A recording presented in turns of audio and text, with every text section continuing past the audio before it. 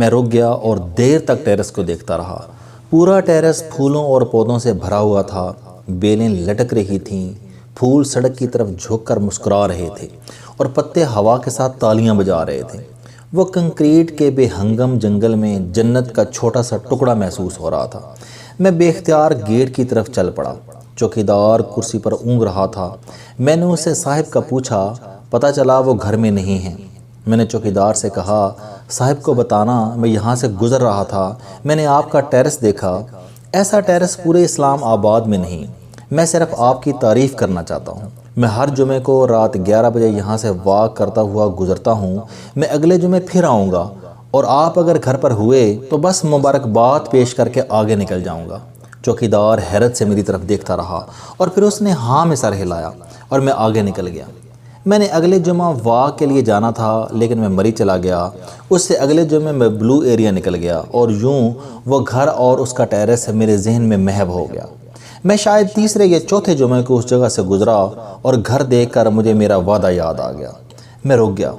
چوکیدار مجھے دیکھ کر کھڑا ہوا اور ٹیرس کی طرف دیکھ کر اونچی آواز میں بولا، سر وہ مبارک والا صاحب آ گیا ہے۔ ٹیرس پر سرسراہٹ ہوئی، کرسی کھسکی، پہلے گنجا سر ظاہر ہوا اور اس کے بعد درمیانی عمر کا جذباتی سا انسان سامنے آ گیا۔ اس نے غصے سے چلا کر کہا، آپ نے اگلے جمعے کو کہا تھا، میں 3 جمعے سے آپ کا انتظار کر رہا ہوں، میں شام کو گھر سے باہر نہیں جاتا۔ میں نے ہاتھ جوڑ کر معافی مانگی اور وہ صاحب سلیپر کھسکتے ہوئے نیچے آ گئے۔ میں نے سینیٹائزر سے ہاتھ صاف کیے، کورونا کے باوجود ان سے ہاتھ ملایا اور دل کھول کر ان کے ٹیرس کی تعریف کی۔ وہ مسکرائے اور مجھے پہچان کر بولے، چودھری صاحب مجھے پھولوں اور پودوں کا جنون ہے۔ میں یورپ میں تھا تو مجھے گوروں کی بالکونیاں اور ٹیرس پاگل کر دیتے تھے۔ کیورن سے لے کر سالزبرگ تک الپس کے تمام دیہات اور شہروں کے لوگ اپنے ٹیرس، بالکونیوں اور کھڑکیوں میں گملے رکھتے ہیں، لہٰذا ہر گھر میں پھول اور بیلیں گلیوں میں لٹک کر لوگوں کا استقبال کرتی ہیں۔ میں پاکستان آیا، اسلام آباد میں گھر خریدا اور ٹیرس کو پھولوں اور بیلوں سے بھر دیا۔ اس پورے سیکٹر میں اس نوعیت کا کوئی ٹیرس نہیں۔ میں دن رات یہاں بیٹھا رہتا ہوں، پھولوں سے باتیں کرتا ہوں، ان پر ہاتھ پھیرتا ہوں اور خوش ہوتا ہوں۔ وہ صاحب رکے، لمبی سانس لی اور ذرا سے دکھی ہو کر بولے، مجھے یہ ٹیرس بنائے 4 سال ہو گئے۔ آپ یقین کریں آپ پہلے شخص ہیں جو یہ دیکھ کر رکے اور اس کی تعریف کی۔ پورا محلہ اس کے خلاف ہے۔ میری بیوی بھی میرے ساتھ لڑتی رہتی ہے۔ یہ مجھے کہتی ہے کہ آپ یہاں روز گند ڈال دیتے ہیں، فرش گیلا ہو جاتا ہے، جبکہ ہمسائے کا کہنا ہے کہ آپ کے پھولوں اور بیلوں کی وجہ سے ہمارے گھر مکھیاں اور مچھر آتے ہیں۔ یہاں تک کہ مجھے ڈینگی کنٹرول ڈپارٹمنٹ کی طرف سے بھی نوٹس آ چکا ہے۔ آپ پہلے شخص ہیں جس نے میری تعریف کی، چنانچہ پورے مہینے سے آپ کا انتظار کر رہا تھا۔ میں نے اسے سینے سے لگا لیا۔ وہ تعریف کو ترسا ہوا شخص تھا، ہم سب کی طرح ترسا ہوا شخص۔ آپ اگر کبھی اس معاشرے کی خامیوں کی فہرست بنائیں تو آپ بھی میری طرح واہ، شکریہ اور معافی کو پہلے 3 نمبر دیں گے۔ ہم من حیث القوم دوسروں کی تعریف کے خلاف ہیں۔ ہم سچے دل سے کسی کی تعریف نہیں کرتے، اور اگر کرتے ہیں تو یہ خوشامد ہوتی ہے یا پھر منافقت۔ ہم ہمیشہ اپنا کوئی اچھا یا برا کام نکلوانے کے لیے دوسروں کی تعریف کریں گے، یا پھر ہم دوسروں کا مذاق اڑانے یا انہیں بیوقوف بنانے کے لیے ان کی تعریف کریں گے۔ آپ کو اکثر لوگ دوسروں کی تعریف کرنے سے پہلے دائیں بائیں موجود لوگوں کو آنکھ مارتے نظر آئیں گے، یا پھر کسی کے سامنے کھڑے ہوتے ہی سر کیا بات ہے آپ کی، ماشاءاللہ ماشاءاللہ، واہ واہ کہیں گے، اور جب وہ صاحب اچھی طرح خوش ہو جائے گا تو یہ اپنا کام اس کے سامنے رکھ دیں گے اور پھر کام کروا کر باہر نکل کر سینہ پھیلا کر کہیں گے کیوں پھر، اور ایک لمبا شیطانی کہکا لگائیں گے۔ اس منافقت اور اس خوشامد نے ہم سب میں اصلی، سچی، خالص اور بے لوث تعریف کی حس ختم کر دی ہے۔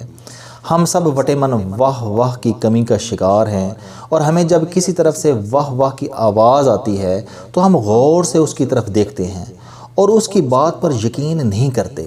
آپ نے اکثر لوگوں کے منہ سے سنا ہوگا کہ میں منہ پر کسی کی تعریف نہیں کرتا، یعنی ہم تعریف بھی غیر موجودگی میں کرتے ہیں تاکہ سننے والا خوش نہ ہو جائے۔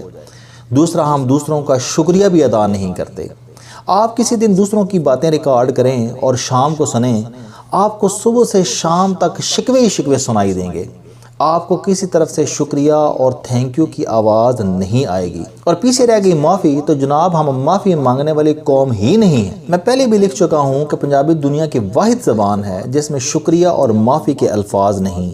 ہم نے سوری اور تھینک یو کے تمام الفاظ عربی، فارسی، ترکی اور سنسکرت سے ادھار لیے ہیں۔ ہمارا اپنا پنجابی کا کوئی لفظ نہیں، اور لفظوں کی یہ کمی ہمارے مزاج اور ہماری ثقافت کی خامی کا ثبوت ہے۔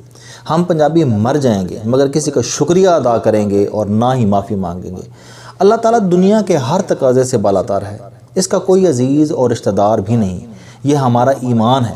لیکن دو چیزوں کا اللہ بھی طلبگار ہے، ایک گھر اور دوسری تعریف۔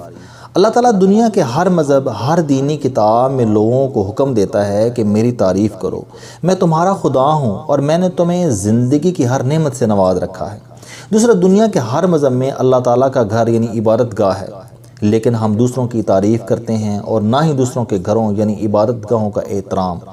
دوسرا، دنیا کے سارے مذاہب دو ستونوں پر کھڑے ہیں، توبہ اور شکر۔ انسان اللہ کے سامنے بیٹھ کر اپنی غلطیوں، اپنی کوتاہیوں اور اپنے گناہوں پر توبہ کرتا ہے اور پھر اس کی عنایت کردہ نعمتوں پر اس کا شکر ادا کرتا ہے، اور بس مذہب مکمل ہو جاتا ہے۔ آپ اگر کسی مذہب سے توبہ یعنی معافی اور شکر یعنی شکریہ نکال دیں تو وہ مذہب پھر مذہب نہیں رہتا، وہ فلسفہ بن جاتا ہے۔ مذہب اور فلسفے میں صرف توبہ اور شکر کا فرق ہے۔